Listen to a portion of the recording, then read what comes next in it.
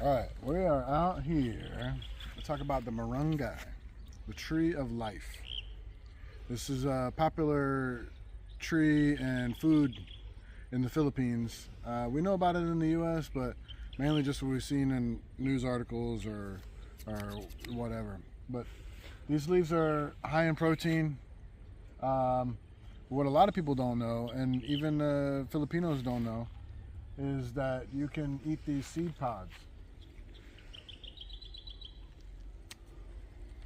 So these are funny looking seed pods, and what's in there is there's some seeds in there, but there's also a little bit of slimy material in there. So there's not much to look at inside, but we'll bring a couple of these in and we'll talk about it.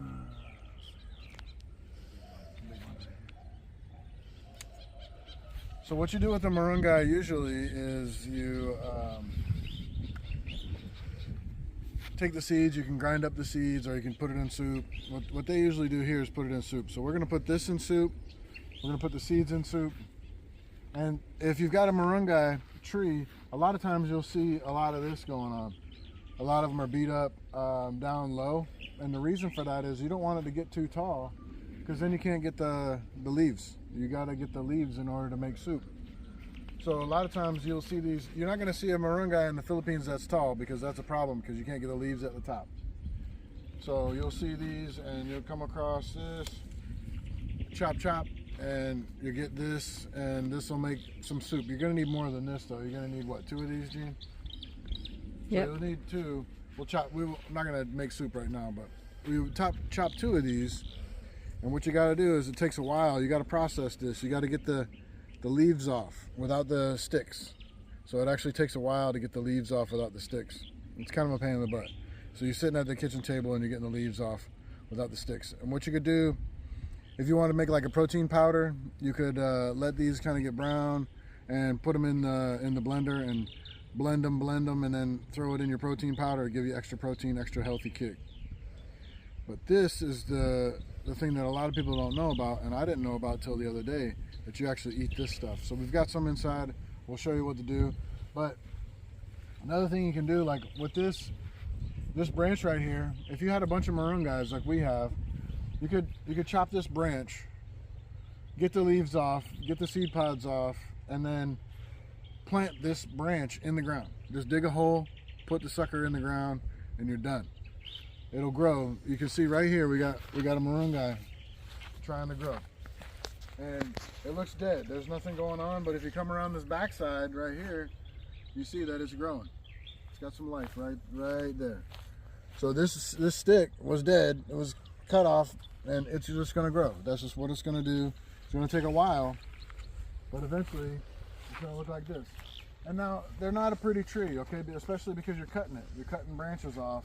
And it kind of looks ugly. That's just what you're eating it. It's not a tree. It's not a beautiful mango tree or a oak tree or whatever. This tree serves a purpose. It's not here for looks. It's here for food, and it's here to provide nice, abundant protein. Let's see what else. We got this one. We got this one. We got this one. We got a whole bunch of them, and you can see down here. This one's got a little bit out of control.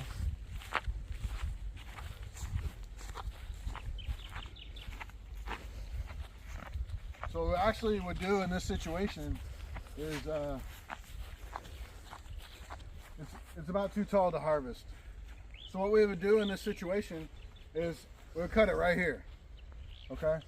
And get the leaves off and make your soup or whatever you're gonna do. But you cut it right here, and then you cut it in 3 or 4 foot sections, and you plant it, or you give it to your friends or give it to your neighbors. But this would make 10 more trees if you cut it, and then you get it down to this level, and it'll start putting off branches that are lower that you can reach the leaves on. So this one got a little out of control, no problem. It'll look like this one.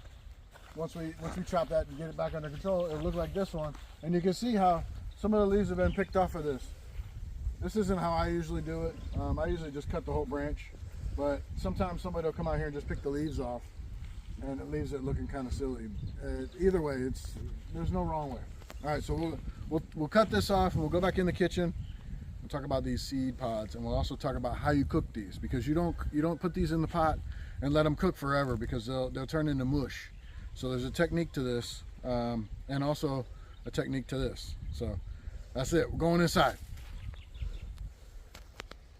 All right, we're inside now, and these leaves have been separated. It's pretty labor intensive to get these leaves separated. It takes a while, but you just sit down and chill and do it. And then this is the original seed pod. This is a bigger one. What you do is you peel it. Peel that, and then that's what you're left with. And so what you do is this is about, so you start your soup, and the moringa doesn't really have a lot of flavor, so you need some pork or chicken or whatever you're gonna have in your soup, and then this adds to it. So you put this in your soup. The seed pods, they take about 30 to 35 minutes to cook. Okay, and so you put that in 30 to 35 minutes. You wait for later on the leaves. And the seed pods, they leave you with this thing. It's fibrous and it falls apart. Okay? And what you do is, let me turn it around, turn the camera around. What you do is you take this, it falls apart. You can't eat the fibrous outer portion, but inside right there is gooey stuff. So you take it in here. Give that, and then you got gooey stuff right here. Sorry, my hand's in the way. And you flip it around. Finger food, okay? So you just pull that out of your soup. Use your fingers. So that's one half of it.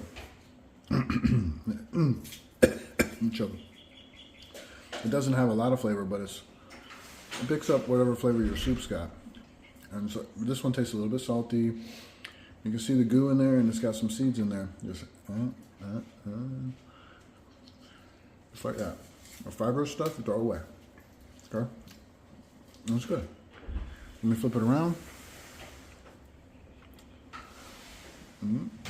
Just like that. Slimy, fibrous stuff. Okay. So now back to the moringa leaves. Let me turn this around. So you run your soup, everything's cooked. You still got the leaves. You wait until you got about 2 minutes left on your soup, and you throw your leaves in, and you let your leaves cook for only 2 minutes. That way they still stay leafy and together. If you do longer than that, then they're gonna just turn into mush. Okay, so 2 minutes on the leaves, 30, 35 minutes on these stalks right here, and you're good to go. You got your little protein boost on whatever soup you're making, and then you just throw these fibrous pieces away. You just take these and peel these. Get the majority of the fibrous stuff off, but this outer coating you can't eat. But the inside, pretty good. So there you go. That's how you deal with moringa in the Philippines.